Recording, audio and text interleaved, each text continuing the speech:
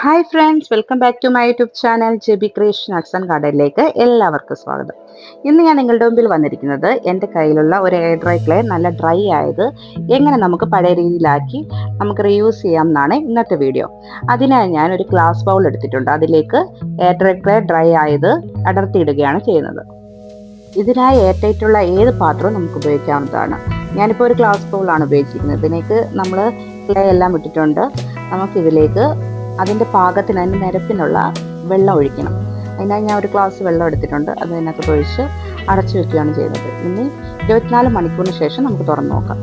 ഇപ്പോൾ ക്ലേ നല്ലതായിട്ട് ലൂസായിട്ടുണ്ട്. നമുക്കിനി ഒരു സ്പൂൺ എടുത്ത് നല്ലതായിട്ട് ഇളക്കി കൊടുക്കുക. അതിനുശേഷം ഒരു റാപ്പിംഗ് പേപ്പർ എടുത്ത് നല്ല പരന്ന ഒരു പാത്രത്തിലേക്ക് നമ്മളിത് ഒഴിക്കുകയാണ് ചെയ്യുന്നത്.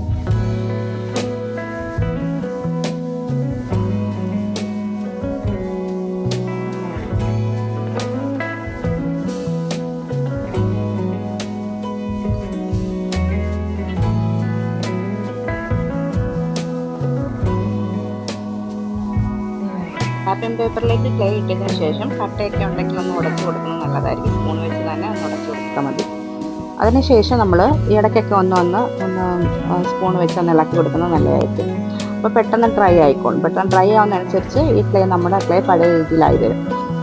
ക്ലേ നന്നായി ഡ്രൈ ആകുമ്പോൾ നമുക്കിതുപോലെ റാപ്പ് ചെയ്ത് നമ്മൾ കടയിൽ നിന്ന് മേടിക്കുമ്പോൾ കിട്ടുന്ന ഷേപ്പിലേക്ക് ആക്കി റാപ്പ് ചെയ്തെടുക്കാം.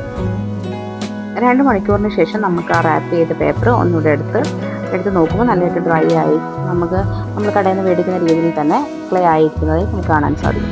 നമ്മളിപ്പോൾ അതിനകത്ത് കുറച്ചെടുത്ത് കയ്യിൽ ഉരുട്ടി നോക്കുമ്പം ചെറുതായിട്ട് ഒട്ടുന്നതായിട്ടുണ്ട്. അതിന് നമുക്ക് കുറച്ച് നേരം കൂടെ വെക്കുമ്പോഴത്തേനും കറക്റ്റ് ആയിക്കോളും. അങ്ങനെ ഞാൻ കുറച്ച് കഴിഞ്ഞിട്ട് എടുത്തിട്ട് നെക്കി നോക്കുമ്പോൾ തന്നെ നമുക്ക് കാണാൻ സാധിക്കുന്നുണ്ടോ, നല്ലതായിട്ട് ടൈറ്റായിട്ട് നമുക്ക് കാണാൻ സാധിക്കുന്നുണ്ട്.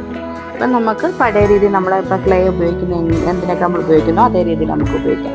അത് കഴിഞ്ഞിട്ട് ഇതുപോലെ റാപ്പ് ചെയ്ത് നല്ല എയർ ടൈറ്റ് ആയിട്ടുള്ള കണ്ടെയ്നറിൽ നമുക്ക് വെച്ച് സൂക്ഷിക്കാവുന്നതാണ്. നിങ്ങൾക്ക് എൻ്റെ വീഡിയോ ഇഷ്ടമായാൽ ലൈക്കും ഷെയറും ചെയ്ത് നമ്മുടെ ചാനൽ മുമ്പോട്ട് കൊണ്ടുപോകാൻ എന്നെ സഹായിക്കണം. അപ്പം അടുത്ത വീഡിയോയുമായി കാണും വരെ ബൈ ബൈ.